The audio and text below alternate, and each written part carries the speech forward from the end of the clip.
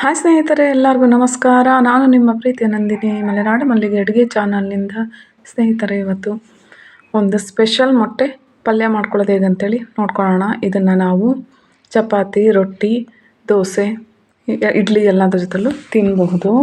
ಈಗ ನಾನಿಲ್ಲಿ ಒಂದು ಇಡೀ ಕೊತ್ತಂಬರಿ ಸೊಪ್ಪು, 2 ಟೊಮೊಟೊ, 2 ಈರುಳ್ಳಿ, ನಾನಿಲ್ಲಿ ಕೆಂಪತ್ತಿರೋ ಮೆಣಸಿನ್ಕಾಯಿನ ತೊಗೊಂಡಿದ್ದೀನಿ. 1 ಇಂಚು ಶುಂಠಿ, 4-5 ಬೆಳ್ಳುಳ್ಳಿ ತೊಗೊಂಡಿದ್ದೀನಿ. ಒಂದು ಬೌಲಲ್ಲಿ ಕಾಯಿ ತೊಗೊಂಡಿದ್ದೀನಿ.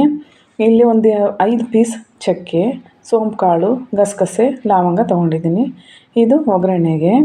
ಚಕ್ಕೆ ಎಲೆ, ಸೋಂಪು ಕಾಳು ಮತ್ತು ಚಕ್ಕೆ ಲವಂಗನ ತೊಗೊಂಡಿದ್ದೀನಿ. ಇಲ್ಲಿ 5 ಮೊಟ್ಟೆನ ತೊಗೊಂಡಿದ್ದೀನಿ.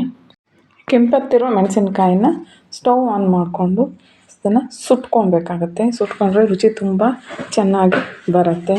ಇದನ್ನು ಎಣ್ಣೆಲಿ ಹುರ್ಕೊಳ್ಳೋ ಅವಶ್ಯಕತೆ ಇಲ್ಲ. ಈಗ ಮಿಕ್ಸಿ ಜಾರ್ ತೊಗೊಂಡು ಅದಕ್ಕೆ ಸುಟ್ಟಿರೋ ಮೆಣಸಿನ್ಕಾಯಿನ ಹಾಕ್ಕೊಳ್ಳೋಣ. ಕೊತ್ತಂಬರಿ ಸೊಪ್ಪು, ಟೊಮೊಟೊ, ನಂತರ ನಾನು ಒಂದು 2 ಇಂಚು ಶುಂಠಿ ಏನು ತೊಗೊಂಡಿದ್ದೆ ಅದನ್ನು, ಇದು 2 ಗೆಡ್ಡೆ ಬೆಳ್ಳುಳ್ಳಿ ತೊಗೊಂಡಿದ್ದೆ. ಆನಂತರ ಈರುಳ್ಳಿ, ಕಾಯಿ ತುರಿ, ಚಕ್ಕೆ ಲವಂಗ ಏನು ತೊಗೊಂಡಿದ್ದೆ ಅದನ್ನು ಅದಕ್ಕೆ ಹಾಕ್ಕೊಳ್ಳೋಣ. ಗಸಗಸೆ, ಸೋಂಪು ಕಾಳು ಹಾಕ್ಕೊಂಡ್ಬಿಟ್ಟು ಇದನ್ನು ಮಿಕ್ಸಿ ಮಾಡ್ಕೊಳ್ಳೋಣ. ನಾನು 2 ಚಮಚ ಧನಿಯಾ ಪುಡಿ ತೊಗೊಂಡಿದ್ದೆ. ಧನಿಯಾ ಪುಡಿನ ಹಾಕ್ಕೊಳ್ತಾ ಇದ್ದೀನಿ.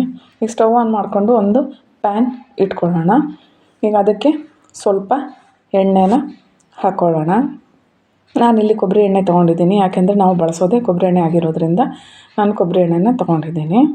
ನಂತರದಲ್ಲಿ ನಾವೇನು ಚಕ್ಕೆ ಎಲೆ, ಚಕ್ಕೆ, ಸೋಂಪು ಕಾಳು, ಲವಂಗ ತೊಗೊಂಡಿದ್ವಿ ಅದನ್ನು ಹಾಕ್ಕೊಂಡು ಒಗ್ಗರಣೆಗೆ ಈರುಳ್ಳಿನ ಹೆಚ್ಕೊಂಡಿದ್ದೆ. ನೀವು ಉದ್ದನಾದ್ರೂ ಹೆಚ್ಕೊಳ್ಬೋದು, ಅಡ್ಡನಾದ್ರೂ ಹೆಚ್ಕೊಳ್ಬೋದು. ಅದೊಂದು ಸ್ವಲ್ಪ ಕೆಂಪು ಹತ್ತಬೇಕು. ಹತ್ತಿದ ನಂತರ ನಾನು ಏನು ರುಬ್ಬಿಟ್ಕೊಂಡಿದ್ದೆ ಆ ಖಾರನ ಅದಕ್ಕೆ ಹಾಕ್ತಾಯಿದ್ದೀನಿ.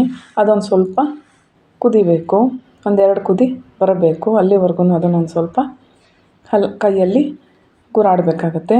ನಂತರ ರುಚಿಗೆ ತಕ್ಕಷ್ಟು ಉಪ್ಪನ್ನು ಹಾಕ್ಕೊಳ್ಳೋಣ. ನೋಡಿ, ಎಣ್ಣೆ ಒಂದು ಸ್ವಲ್ಪ ಮೇಲೆ ಬರ್ತಾಯಿದೆ.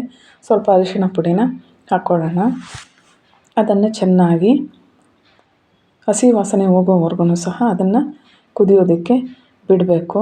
ಹಲವಾರು ರೀತಿಯಲ್ಲಿ ಮಾಡ್ಕೊಳ್ಬೋದು ಮೊಟ್ಟೆ ಪಲ್ಯ. ಅದರಲ್ಲಿ ಇದು ಒಂದು. ಈಗ ಮೊಟ್ಟೆನ ನಾನು ಎಲ್ಲ ಒಡೆದು ಇಟ್ಕೊಂಡಿದ್ದೀನಿ. ಇದನ್ನು ನಾನು ಚೆನ್ನಾಗಿ ಕೈ ಆಡ್ತೀನಿ. ಅದನ್ನು ದಪ್ಪ ದಪ್ಪ ಗಂಟಾಗೋದಕ್ಕೆ ಬಿಡಬಾರ್ದು. ಮೊಟ್ಟೆ ಬಿಟ್ಟರೆ ಅದು ದಪ್ಪ ದಪ್ಪ ಗಂಟಾಗುತ್ತೆ. ಹಾಗಾಗಿ ಹೀಗೆ ನಾವು ಕೈ ಆಡಿಸ್ತಾನೆ ಇರಬೇಕಾಗತ್ತೆ. ಆಗ ಎಲ್ಲ ಸ್ಮ್ಯಾಶ್ ಆಗುತ್ತೆ. ಅದನ್ನು ಹಾಗೆ ಕೈ ಆಡ್ತಾ ಇರಬೇಕು. ಕೈಗೆ ಆಡದೆ ಹೋದರೆ ಇನ್ನೂ ದಪ್ಪ ದಪ್ಪನೇ ಅದು ಹಾಗೆ ಆಗುತ್ತೆ. ಹಾಗಾಗಿ ಚೆನ್ನಾಗಿ ಕೈ ಆಡಿಬಿಟ್ಟು ಸಣ್ಣ ಸಣ್ಣದಾಗಿ ಅದು ಪುಡಿ ಆಗೋ ಥರ ನಾವು ಕೈ ಆಡ್ತಾನೆ ಇರಬೇಕು. ಅದು ಕುದ್ದಾಗೆ ಮೊಟ್ಟೆ ಎಲ್ಲೆಲ್ಲಿದೆ ಅಲ್ಲೆಲ್ಲ ಗಟ್ಟಿ ಗಟ್ಟಿ ಆಗ್ತಾ ಬರುತ್ತೆ. ಹಾಗಾಗಿ ನಾವು ಚೆನ್ನಾಗಿ ಅದನ್ನು ಕೈ ಆಡ್ಕೋಬೇಕಾಗತ್ತೆ.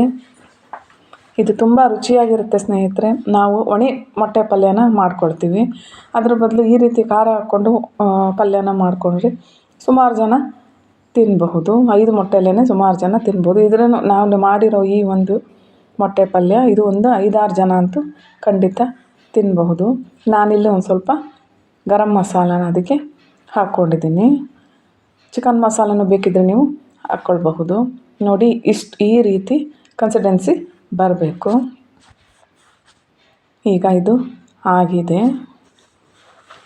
ಸ್ವಲ್ಪ ನೀರು ಬಿಟ್ಕೊಳ್ಳುತ್ತೆ. ಹಾಗಾಗಿ ಆ ನೀರು ಕುದ್ದು ಎಲ್ಲ ನೀರು ಸಹ ಅದು ಆವಿ ಆಗಬೇಕು. ಅಲ್ಲಿವರೆಗೂ ನಾವು ಅದನ್ನು ಕೈ ಆಡ್ತಾನೆ ಇರಬೇಕು. ಈಗ ಮೊಟ್ಟೆ ಪಲ್ಯ ಸಿದ್ಧವಾಗಿದೆ. ಈ ಒಂದು ವಿಡಿಯೋ ನಿಮಗೆ ಇಷ್ಟ ಆದಲ್ಲಿ ಶೇರ್ ಮಾಡಿ, ಕಮೆಂಟ್ ಮಾಡಿ ಹಾಗೂ ಲೈಕ್ ಮಾಡಿ ಹಾಗೂ ಸಬ್ಸ್ಕ್ರೈಬ್ ಆಗಿರೋ ಸ್ನೇಹಿತರಿಗೆ ಧನ್ಯವಾದಗಳು. Thank you.